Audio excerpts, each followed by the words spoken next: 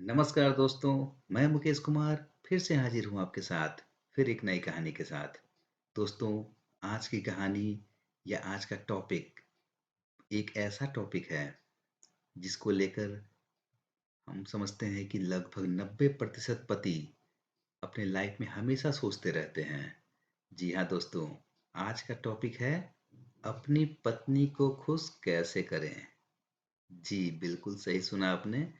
Topic यही है, अपनी पत्नी को खुश कैसे करें। दोस्तों, हम सभी लोग चाहते हैं कि हम अपने परिवार को, सबको साथ में लेकर चलें और खुशियाँ सबके साथ बाँटें। लेकिन कई बार हमारे जाने-अनजाने किसी न किसी तरीके से कुछ ऐसी छोटी-मोटी गलतियाँ होती रहती है, जिससे कि हमारे परिवार के सदस्य और विशेष करके हमारी पत्नी नाराज़ हो जाती हैं। तो आज के वीडियो में हम यही आपको बताना चाहेंगे कि हम किन छोटी-छोटी गलतियों से बचें, जिससे हमारा पारिवारिक संबंध अच्छा चलता रहे, हमारा दाम्पत्य जीवन खुशमय हो जाए। आम तौर पर पुरुष यह सोचते हैं कि महँगे गिफ्ट देकर पत्नी को खुश रखा जा सकता है। हाँ, यह थोड़ी बहुत सच्चाई है, लेकिन यह खुशी बिल्कुल क्षणिक होती है। अगर आपने कोई महँगा गिफ्ट दिया, उन्हें अच्छा लगा, लेकिन किसी भी रिश्ते की सबसे अहम बात पैसा नहीं, बल्कि इमोशंस होते हैं। हम बता रहे हैं कुछ ऐसे तरीके जिनसे आपको पत्नी से इमोशनली ज़्यादा कनेक्ट होने और उन्हें खुश रखकर हैप्पी मैरिड लाइफ जीने में आपको मदद मिलेगी। इस कड़ी में सबसे पहला पॉइंट है कि प्यार जताएं। माना आप अपनी पत्नी से बहुत प्यार करते हैं, लेकिन इस प्यार को जताना भी उतना ही जरूरी होता है। आप डायमंड रिंग की जगह एक गुलाब की कली दे देंगे तो आपकी पत्नी ज्यादा खुश रहेगी, क्योंकि किसी भी रिश्ते के लिए सबसे ज्यादा जरूरी है प्यार जताना। प्यार और फीलिंग्स जाहिर करते रहेंगे तो पत्नी आपसे इमोशनली ज्यादा कनेक्ट होगी और उन्हें यह भावना नहीं आएगी कि आप उन्हें प्यार नहीं करते। इस कड़ी में दूसरा टॉपिक है, आप अपना समय दें। माना आपके ऑफिस के कारण काफी बिजी शेड्यूल हो जाता है, लेकिन यह न भूलें कि जितना जरूरी काम है, उससे ज्यादा जरूरी आपका रिश्ता भी है। अपनी पत्नी को समय दें, उसके साथ क्वालिटी टाइम स्पेंड करें, उन्हें यह एहसास कराएं कि आप उनके साथ हैं। समय न देने पर पत्नी अकेला महसूस करती है, जो उनमें नेगेटिव फीलिंग्स बढ़ाता है। यह रिश्ते को भी नकारात्मक रूप से प्रभावित करता है। इसीलिए आपको शाम में 1 घंटे का ही वक्त मिले, तो आप अपनी पत्नी के साथ बिल्कुल खुलकर बिताएं। इस कड़ी का तीसरा टॉपिक है, आपस में बात करें। चाहे आपकी पत्नी हाउसवाइफ हो या वर्किंग वाइफ, यह सुनिश्चित करें कि आप उनसे रोज बात जरूर करें। चाहे डिनर टेबल पर हो या सोने से पहले, पत्नी से उनके दिन के बारे में जरूर पूछें और फिर अपने दिन के बारे में भी बताएं। इससे बॉन्ड स्ट्रांग होता है और पत्नी यह फील कर पाती है कि उनकी जिंदगी में क्या हो रहा है, आपको भी इसकी फिक्र है। और एक बात, हमेशा हाँ ना करें। आपने ऐसे कई मजाक सुने होंगे कि पत्नी की हाँ में हाँ मिलाते जाओ तो वो खुश रहती है। लेकिन दोस्त, असलियत इससे बिल्कुल परे है। दरअसल पति का हमेशा हाँ कहने पर यह भावना आ जाती है कि वह चीजों पर ध्यान नहीं दे रहा है या फिर उसे उसकी कोई फिक्र नहीं है। पत्नी की बात सुनने के बाद सिर्फ हाँ में जवाब न देते हुए उनसे उस टॉपिक पर थोड़ी देर बात करें और फिर अपने निर्णय पे पहुंचें कि आपको क्या कहना है। जिम्मेदारियां शेयर करें। घर या बच्चे संभालने की जिम्मेदारी सिर्फ महिलाओं की नहीं होती है। ध्यान रखें कि घर और बच्चे दोनों आपके भी हैं। इसलिए उनके लिए जितनी जिम्मेदारी पत्नी की है, उतनी ही जिम्मेदारी आपकी भी है। सिर्फ पत्नी को अगर ये दोनों चीज संभालनी पड़े, तो वह स्ट्रेस के कारण चिड़चिड़ी हो सकती है, जो आपके रिश्ते पे असर डालेगा। इसलिए बेहतर होगा कि आप इन चीजों में उनके साथ रिस्पॉन्सिबिलिटी शेयर करें। इससे अगला टॉपिक, जो कि बहुत महत्वपूर्ण टॉपिक है, कुकिंग, खाना बनाना सिर्फ महिलाओं के लिए नहीं। दोस्तों, खाना बनाने का काम सिर्फ पत्नी ही क्यों करे, आप भी कुकिंग करें।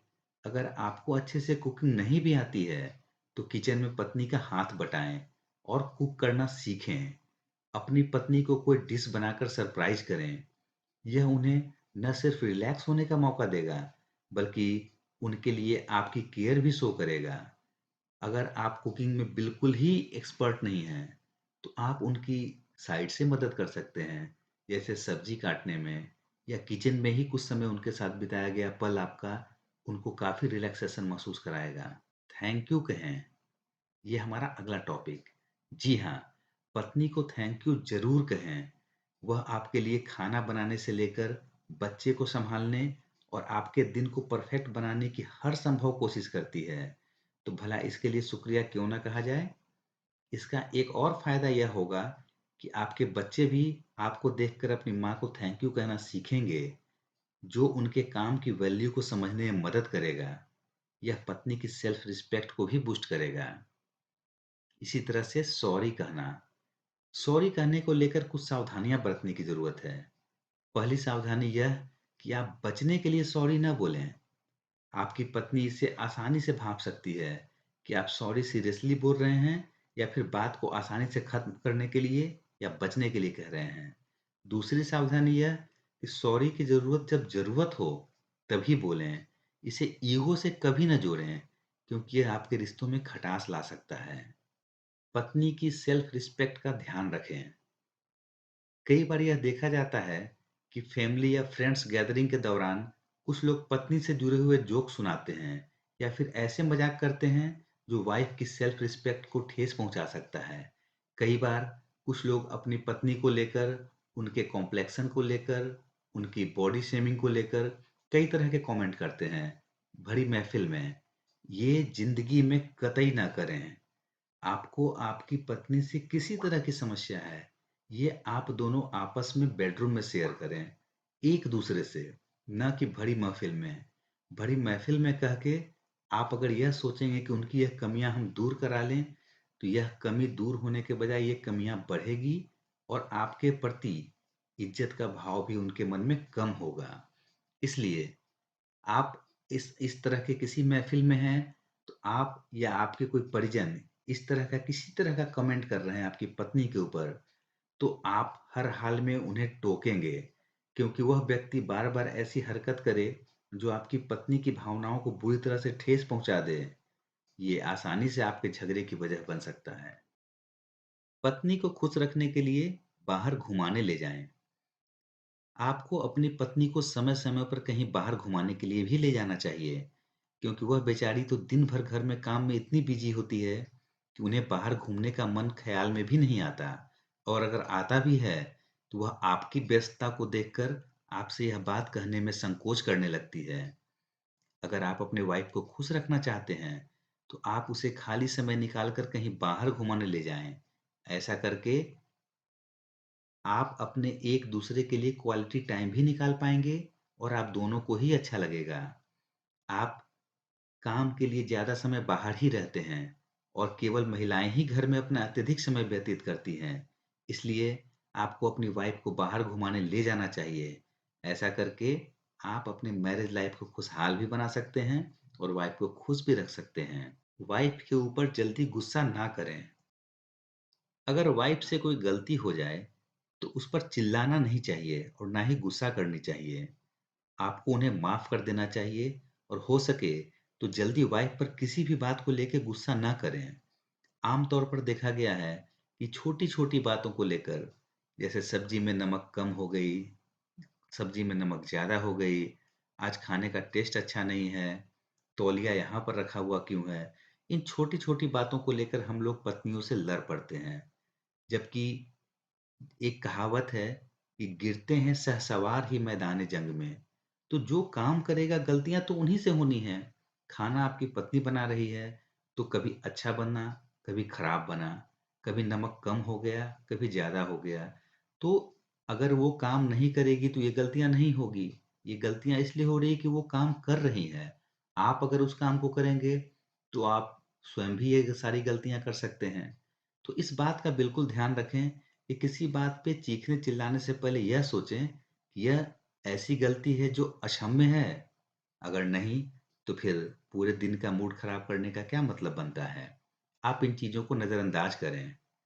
अपने वाइफ को खुश रखने के लिए गुस्सा या लड़ाई कतई नहीं करना चाहिए। इससे आप अपने वैवाहिक जीवन को खुशहाल बना सकते हैं और वाइफ को खुश भी रख सकते हैं।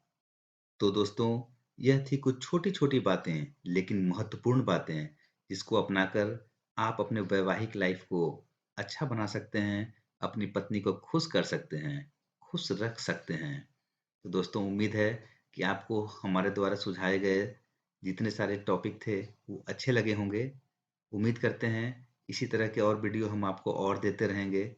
इस तरह के और वीडियो को देखने के लिए कृपया चैनल को सब्सक्राइब करना ना भूलें। मिलते हैं दोस्तों फिर किसी अगले वीडियो में। तब तक के लिए जय हिंद, जय भारत। व्यस्त रहें, स्वस्थ रहें, मस्त रहें।